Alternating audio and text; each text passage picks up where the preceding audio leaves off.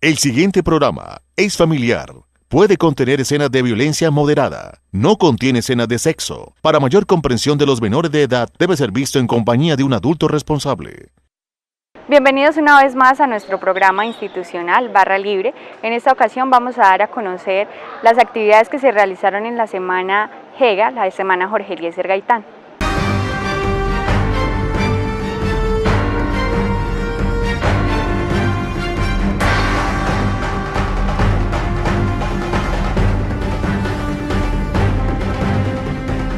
Las expectativas son muy altas. El Congreso convoca a profesores de diversos países que vienen aquí a la Universidad Libre en la sede de Socorro.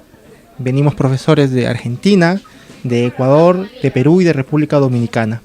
Y en este Congreso vamos a debatir sobre tópicos muy interesantes vinculados con la administración de la justicia, con los derechos fundamentales y con aspectos relevantes vinculados especialmente a la administración de justicia. Creo que hay muchas preocupaciones. Entre una de ellas está relacionada en especial a la justicia constitucional. Esto es, la manera en que las cortes constitucionales y los tribunales constitucionales imparten justicia.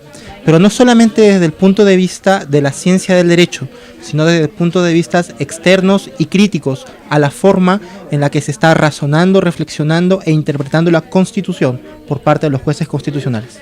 Las cortes constitucionales, por ejemplo, tienen una característica especial, y es que no solamente son aplicadores del derecho, sino que a su vez hacen una valoración especial de las normas constitucionales. Lo que ocurre es que en Latinoamérica la independencia judicial no ha sido en general una norma que se aplica a todos los países, sino muy por el contrario, han habido mecanismos de infiltración política en las decisiones de los jueces. En este mismo momento, por ejemplo, en la Corte Constitucional de Ecuador están a punto de defenestrar a los magistrados de esta Corte Constitucional por razones políticas. Este es un problema que adolece Latinoamérica y que por lo tanto estamos viniendo aquí para reflexionar sobre mecanismos de cambio y de variación. Existen diferentes mecanismos. Entre uno de ellos, los procesos de nombramiento son muy importantes. En la medida que se establezcan instituciones autónomas y a su vez que se establezcan filtros para la selección de los magistrados, tenemos una forma de despolitización. Ahora, por otro lado, también es importante de que las evaluaciones que se hagan a los jueces establezcan procedimientos con observadores externos. Esto ya ha sido bastante reflexionado por diversos organismos de Latinoamérica.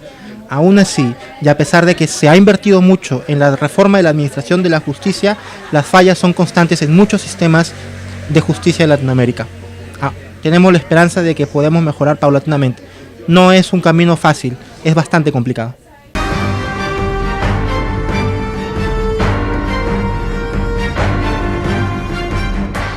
Bueno, atendiendo una invitación de la Universidad Libre de Colombia, estamos aquí, ayer estuvimos en Bogotá, porque vamos a hablar sobre algunos aspectos que son importantes conocerlos dentro de la filosofía del derecho, dentro de la argumentación jurídica.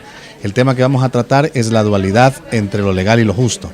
El principal problema que enfrenta la sociedad actual es no saber qué es más importante en su momento, si hacer lo que la ley dice o hacer lo que la justicia establece. Y es un problema enorme que está creándose porque a veces por cumplir la ley simple y sencillamente se descuida lo primero. O las leyes son injustas por descuido de los legisladores o los ciudadanos no están cumpliéndolas porque no les parecen leyes posibles. Y es un problema que viene desde mucho antes. Vamos a enfocar el problema desde la Grecia antigua, con el caso de Antígona, o con el caso de Sócrates, hasta actualmente el derecho a la resistencia que tienen nuestros pueblos de negarse a cumplir una ley cuando esta ley les parezca perversa o les parezca imposible de cumplir o les parezca injusta. Mire, es una pregunta que es compuesta y por lo tanto tiene necesidad de una respuesta también compuesta. Primero, las reformas a la ley no siempre significa que va a haber una justicia más ágil. Yo fui magistrado de la Corte Suprema de Justicia de Ecuador, por ejemplo. Y desde que fui magistrado hasta cuando dejé de serlo, hubieron 5 reformas. Se expidieron 2 códigos, el uno penal y de procedimiento penal nuevo, y el otro civil y de procedimiento civil también nuevo. Pero eso no significa que la justicia ha mejorado, porque para que haya justicia tiene que haber un sentimiento desde lo más antiguo, de lo que decía lo viejo del derecho, dar a cada quien lo que le corresponde. O sea, no es cuestión solamente de leyes, es cuestión de actitudes. Las leyes lo único que pueden hacer es canalizar ese camino hacia la justicia, pero de ninguna forma el mapa por sí solo puede llevar al viajero a su destino. Tuve una experiencia increíble en esto, porque el enfoque que le dan a los organismos de justicia en el sistema continental es un poco diferente al que le dan en el sistema anglosajón. Como ministro de la Corte Suprema de Justicia de Ecuador, viajé para Viena, en un sistema anglosajón, a dar una conferencia en la ONU, y los alemanes, por ejemplo, tienen a los sistemas y a las cortes de justicia en mucha estima. Cuando nos toca regresar ya a países latinos, la gente tiende a desconfiar de los sistemas de justicia. Y bueno, es responsabilidad de los actores de justicia el recuperar esa confianza, pero también es fundamental que el ciudadano se atreva a perder el miedo y a denunciar lo que le parezca mal. Ese primer paso, que es la fiscalización de las autoridades, es importantísimo dentro de un sistema de derecho. La dualidad entre lo legal y lo justo. Siempre nos preguntamos qué es lo legal, qué es lo justo. Y decía el doctor Carlos, en la Alemania nazi todo lo que se hizo fue legal. La muerte de miles y de miles de personas fue legal, definitivamente. Y no podemos estar ahora muy supeditados a un gobierno que tenga la estructura de Montesquieu, porque el derecho administrativo ya no funciona de esa forma. O sea, ya no hay un legislativo que legisla, un ejecutivo que aplica y un ejecutivo que gobierna y un judicial que aplica. El derecho administrativo ahora es dinámico y, por ejemplo, en Ecuador tenemos una Corte Constitucional que, de conformidad con el artículo 410 de la Constitución de la República del Ecuador, puede legislar en mora de alguna institución que no lo haya hecho. Pero ¿qué es lo legal y qué es lo justo? Vaya problema. A manera de aproximación, nos daremos cuenta que los problemas actuales no son tan actuales que se diga. Es decir, no es un problema de hoy, es un problema desde siempre. Desde siempre ha habido problema entre lo justo y lo legal, de saber si la justicia tiene que estar corregida por la equidad, de saber qué debe hacer una persona al encontrar en dicotomía con ello. Hay definiciones de justo, definiciones de legal, dadas por la Real Academia, definiciones de equidad, pero que no han hecho más que poner paños de agua tibia ciertamente en el problema. ¿Qué significa esto y cuántos ejemplos ha habido a través de la historia? Voy a citar solamente algunos, entre la dicotomía entre lo justo y lo legal. El caso de Antígona, el caso de Sócrates, el caso de Espartaco, la adecuación formal y material de las leyes de rango menor a la Constitución de la República, a la Norma Normarum, y también el derecho a la resistencia. Empecemos.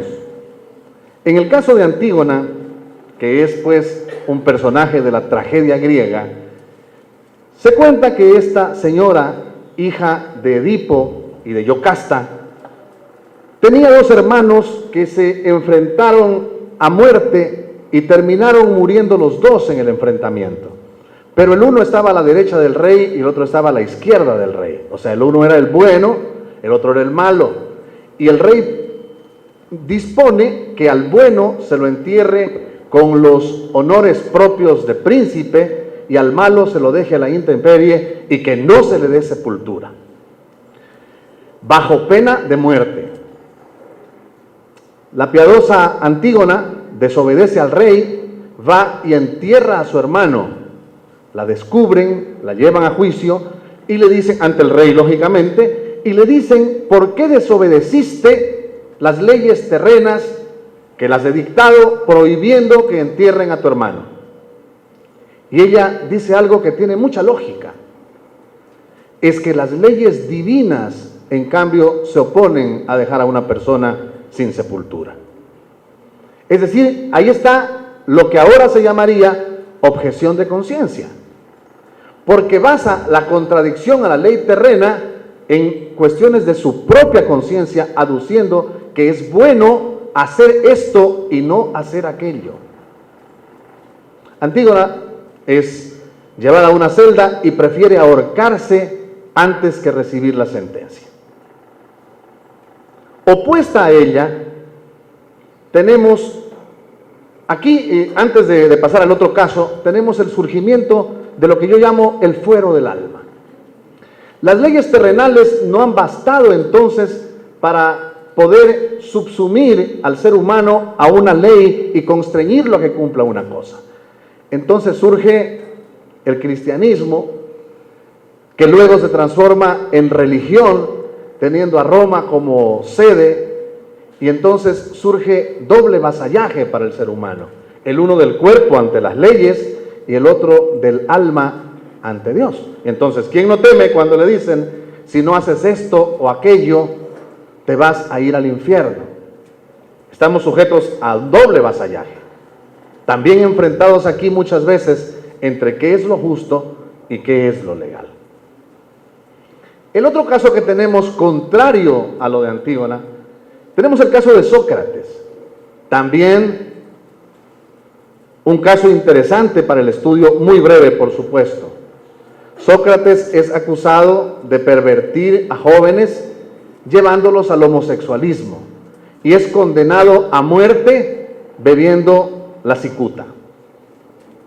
Pero tiene oportunidad de escaparse de prisión y de evitarse beberla.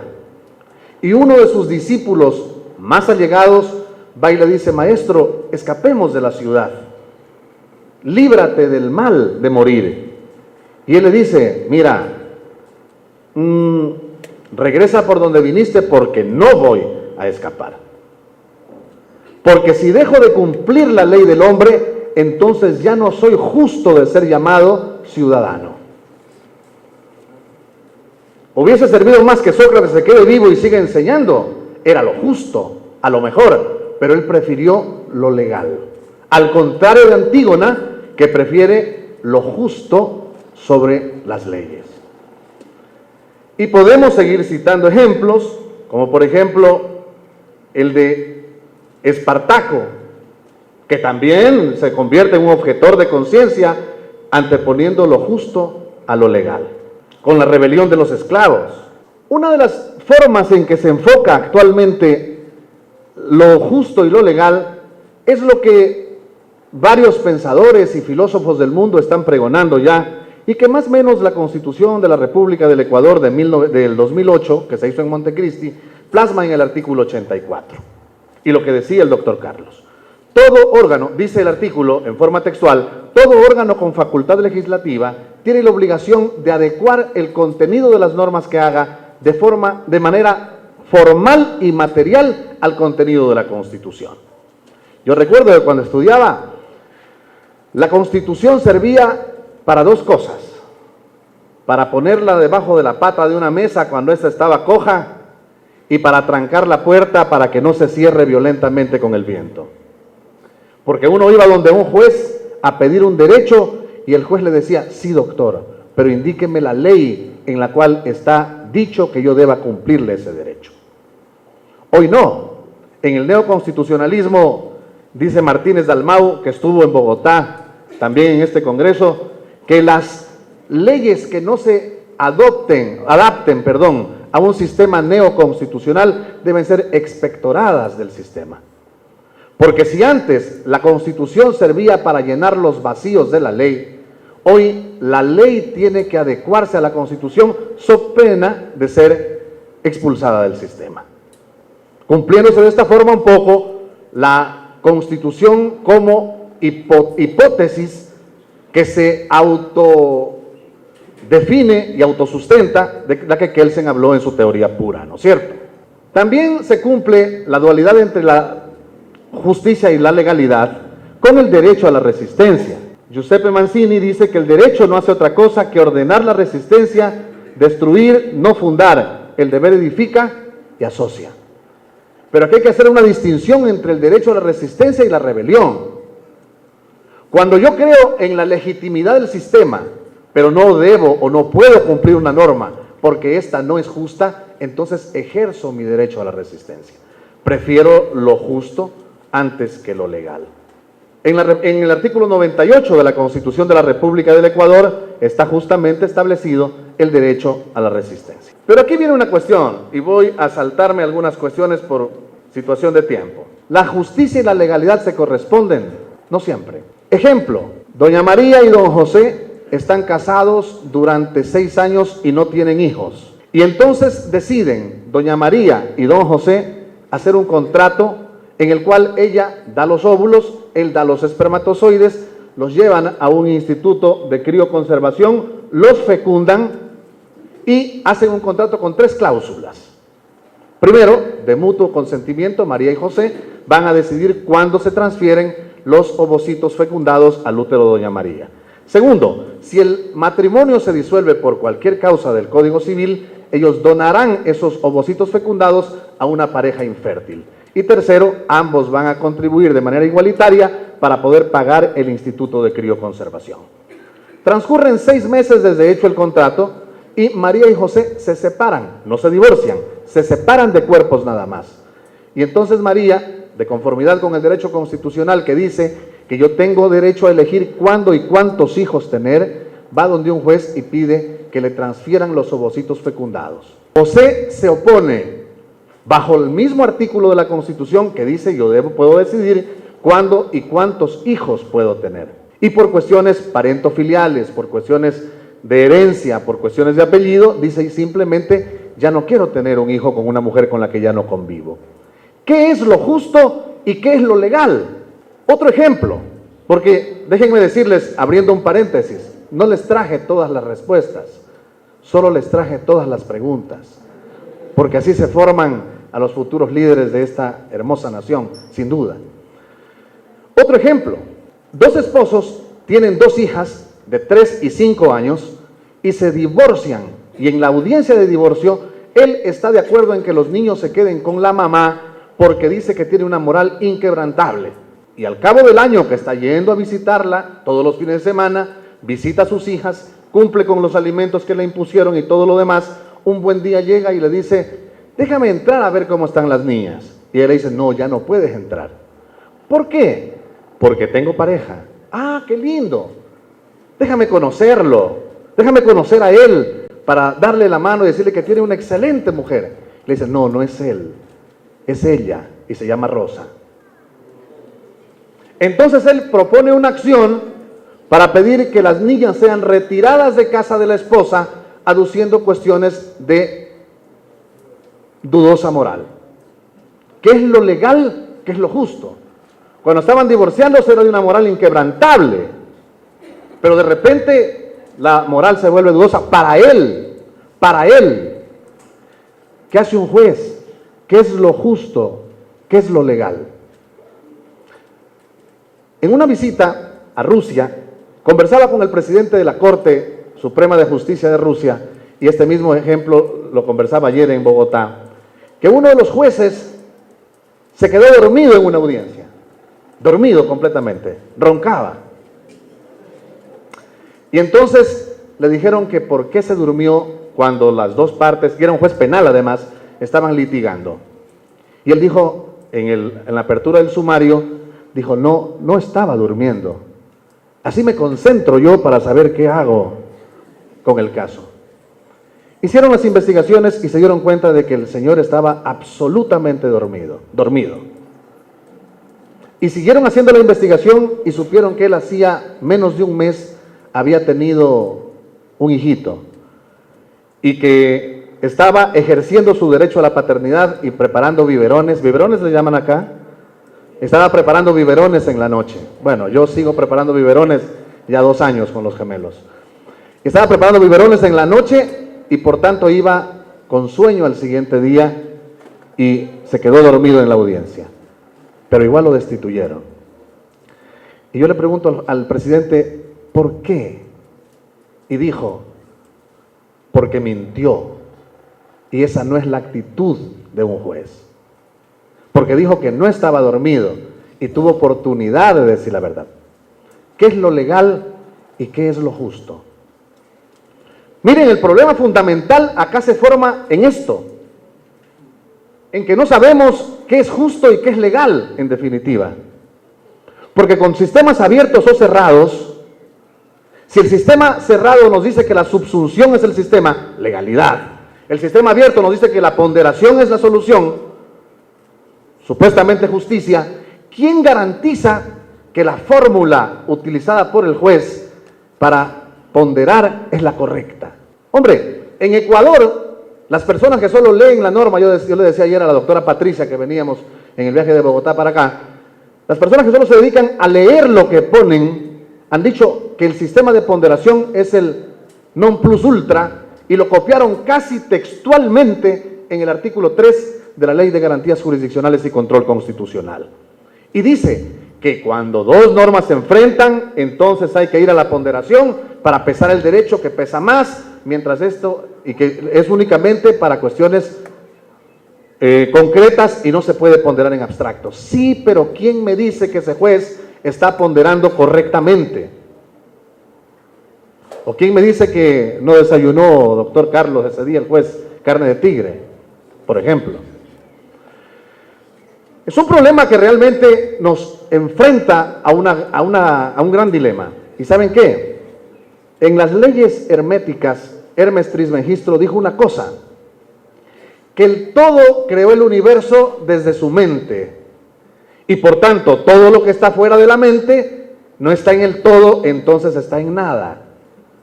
Tenemos que acá en la mente crear las cosas para que estén en el todo y no estén en el nada. La única forma entonces de saber la dualidad entre la diferencia y a dónde vamos, para que no nos ocurra lo que a Alicia le pasó en el País de las Maravillas cuando le pregunta al gatito Cheesecake, ¿cuál es el camino? Y el gato le dice, ¿a dónde quieres ir? Y Alicia le responde, a cualquier parte. Entonces el gato le dice, Alicia, cualquiera es el camino. Para que no nos ocurra eso, tenemos que pensarnos las cosas, no solamente ser lectores o reproductores del conocimiento, sino creadores de una mejor ciencia jurídica.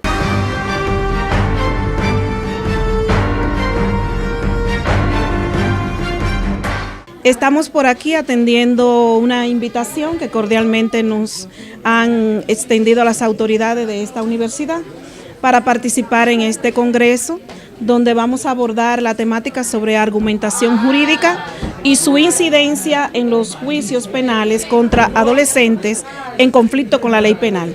Vamos a hablar un poquito sobre esa figura jurídica de la argumentación en la fase de juicio en virtud de la ley 136-03, que es el Código de Niños, Niñas y Adolescentes en República Dominicana. Sí, bastante importante porque esto hace que los estudiantes hagan una mirada panorámica y comparativa respecto de las diferentes normativas que nosotros como conferencistas de países latinoamericanos y de Europa venimos presentando. En verdad eso hace que nos crezca el sentido crítico, y tanto como profesionales del derecho, al igual que a los que están procurando formarse como futuros abogados en el mañana. Estableciendo buenas políticas estatales. Cuando un Estado tiene buenas políticas para combatir la criminalidad y buenas instituciones consolidadas con un personal altamente capacitado, en esa misma medida desde todos los ámbitos se puede procurar hacer un buen derecho y hacer una buena justicia en contra de aquellos que violentan la norma. El Estado, como ente coercitivo a través de sus diferentes instituciones, es el encargado de implementar política criminal desde todos los ámbitos, el ámbito educativo, el ámbito hasta de la salud, porque hay quienes hasta cometen delitos por cuestión de salud. Así es que no necesariamente debemos contar o tildar a las autoridades como flojas, como autoridades no competentes. Sí, muchas veces tienen la voluntad, pero no tienen los mecanismos, no tienen las herramientas para hacer una buena administración de justicia. Yo creo que, reiteramos, con una buena política criminal del Estado se puede lograr hacer un buen derecho y hacer una buena administración en pos de la sociedad. Las autoridades administrativas de aplicación del sistema y los establecimientos de ejecución también deben ser especializados. Un juez de la instrucción para niños, niñas y adolescentes, un fiscal para niños, niñas y adolescentes. Vamos a tener defensores o tenemos defensores de niños, niñas y adolescentes y un órgano multidisciplinario compuesto por psicólogos, por sociólogos, criminólogos, psiquiatra y cualquier otro profesional que se requiera para la fase de investigación se considerará especializado en materia de niños, niñas y adolescentes. Las sanciones penales y las medidas alternativas al proceso penal también deben ser diferentes a las sanciones establecidas para los adultos. Así, para aquellos adolescentes de 13 años cumplidos a los 15, la pena no puede pasar de 5 años, la mayor. Para los de 16 a los 18 no puede traspasar las de 8 años, así haya cometido un homicidio, un infanticidio o cualquier crimen capital penalizado en la República Dominicana con pena de hasta 30 años. La pena mayor a imponer sería la de 8. En otros términos, la Convención de los Derechos del Niño considera que los estados deben obligarse a un régimen jurídico y una serie de instituciones que actúen de manera específica en la investigación y la sanción. O sea que aquellos profesionales que intervengan en la fase de investigación deben tener claramente especialización en materia de niños, niñas y adolescentes. Se requiere funcionarios integrantes de órganos que estén totalmente capacitados en la materia de niños, niñas y adolescentes.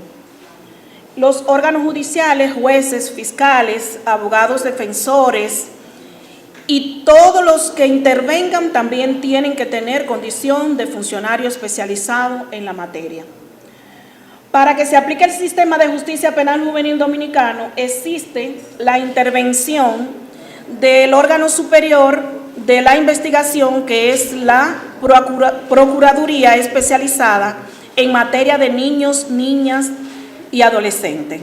Esto es un órgano que está adscrito a la Procuraduría General de la República. El objetivo de la justicia penal juvenil de la República Dominicana es aplicar la medida socioeducativa o la sanción correspondiente y promover la educación, atención integral e inserción de la persona adolescente en la familia, tomando como premisa el objetivo que cuando el juez de la instrucción del Tribunal de Niño, Niña y Adolescente emite auto de apertura a juicio a raíz de la acusación que presenta el Ministerio Público en materia de niños, este está en la obligación que al momento de dar, reitero, el auto de apertura a juicio, debe inmediatamente ordenar que se realice un estudio psicosociofamiliar de ese adolescente para determinar los factores exógenos y endógenos que han incidido en que ese adolescente incurriera en una conducta delictiva. O sea que previo a eso hay que determinar qué cosa sucedió, cuáles factores incidieron en su ámbito familiar, en su ámbito social y en su situación o su condición psicológica, para poder ya luego en la fase de juicio determinar el tipo de sanción a imponer a ese adolescente. Esos informes, señores, que se derivan de esos estudios que ordena el juez, son a los que me voy a referir y en virtud de los cuales se produce la argumentación jurídica de los actores procesales. Son tan importantes estos estudios porque tienen un carácter obligatorio y al tener un carácter obligatorio tienen el valor de pruebas periciales. Y al tener valor de pruebas periciales deben por lo tanto regirse a las reglas generales establecidas en el Código Procesal Penal Dominicano. Pueden ser incorporados como lectura en el juicio, tienen un valor de pruebas técnicas, pero en modo alguno estos pueden ser utilizados como un elemento probatorio para determinar la culpabilidad del adolescente. Tienen por finalidad determinar a través de profesionales en los diferentes campos, tienen esa finalidad, ya que En el campo de la psicología, por ejemplo, pueden determinar si ese menor o ese adolescente actuó bajo los efectos de una condición psicológica de este. En el caso del psiquiatra, por ejemplo, determinará si este adolescente está padeciendo de algún trastorno psiquiátrico que indujera a la comisión de actos delictivos. En el caso del sociólogo, se determinará a través de él qué ambiente sociológico en el ámbito de donde vive ese menor, ese adolescente, ha incidido en el desvío de su conducta. Más bien, aquellos factores exógenos y endógenos que han incidido para que éste cometa actos delictivos. Por ejemplo, esta mañana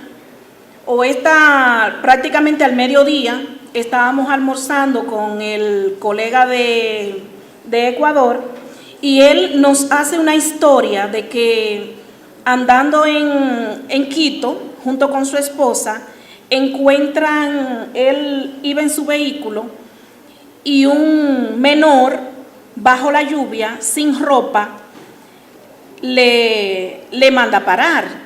Él detiene su vehículo y el niño manifiesta que tiene frío, que tiene hambre y que le robaron los zapatos y que lo que él tenía se lo habían quitado y que si llegaba a su casa su mamá le iba a maltratar. Pues el colega, creyendo que hacía un acto de bondad para con ese niño, le regala $30. El niño se va, pero pasó el tiempo, pasaron unos días, misma situación, mismo lugar, estaba lloviendo, era de noche, aparece el niño bajo la lluvia, descalzo y sin ropa, y manda a parar el señor. Cuando baja el cristal le manifiesta que tiene hambre, que tiene frío, que le robaron y que si llega a la casa de la madre le va a golpear. Entonces el colega le dice, oh, pero también te robaron de nuevo. Entonces el niño, cuando se da cuenta que era el señor que le había dado los $30,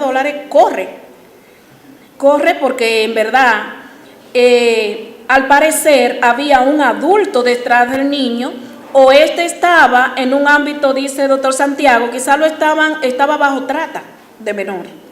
Alguien se está aprovechando de la inocencia de ese niño, está incidiendo para que cometa un acto delictivo.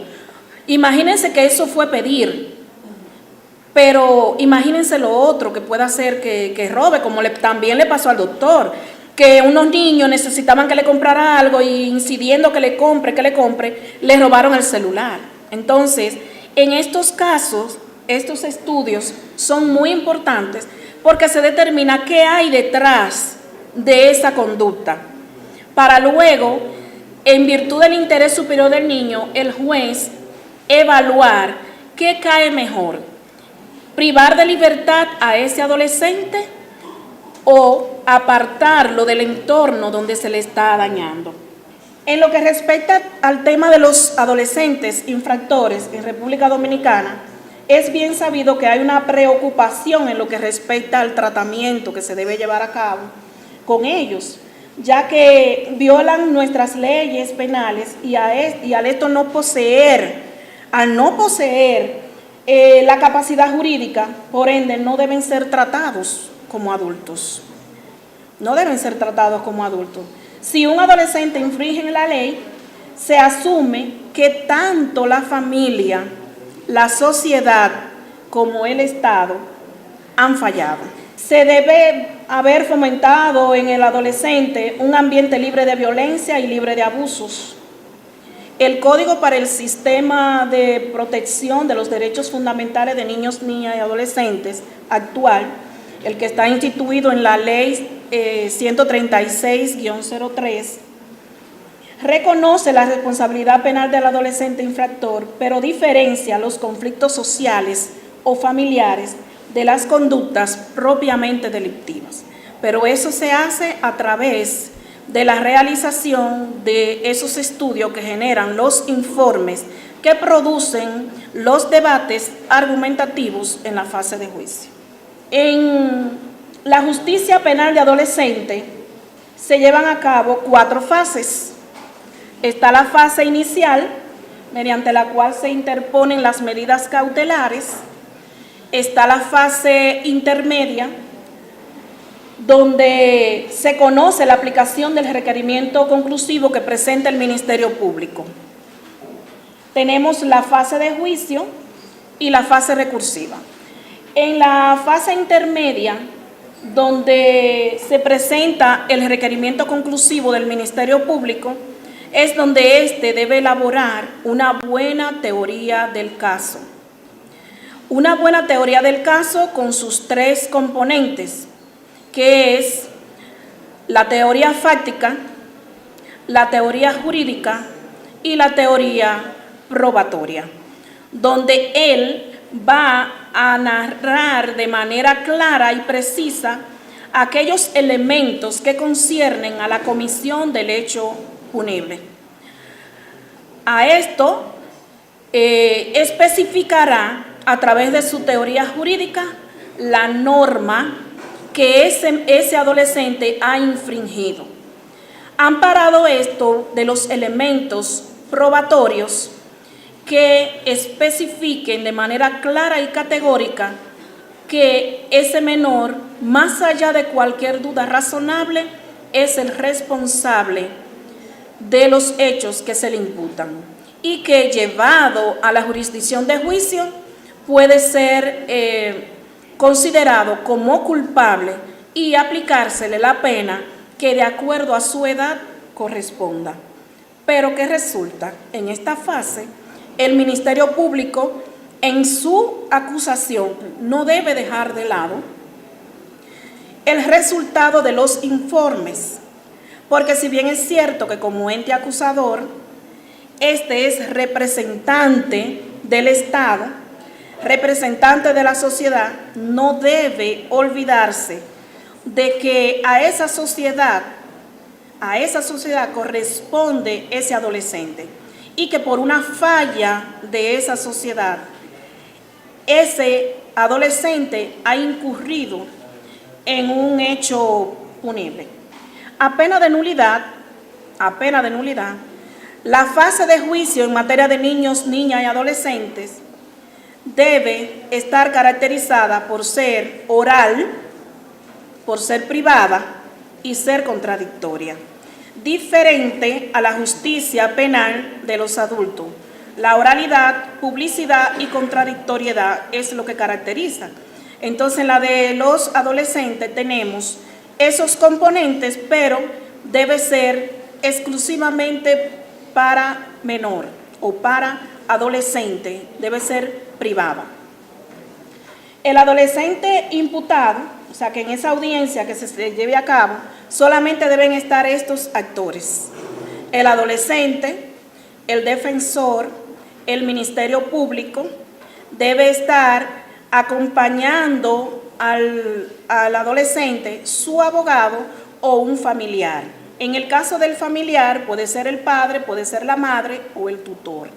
Es importante que haya alguien de la familia porque eso considera para que ese adolescente se sienta más cómodo, se sienta más tranquilo en la fase de la deposición ante el juez. Deben estar los peritos, que son aquellos que van a avalar los informes que genera el estudio ordenado por el juez en el ámbito sociológico, psicológico y familiar. Hasta acá llega nuestra emisión del programa Barra Libre. Los esperamos en una próxima y esperamos que sea de su total agrado este programa.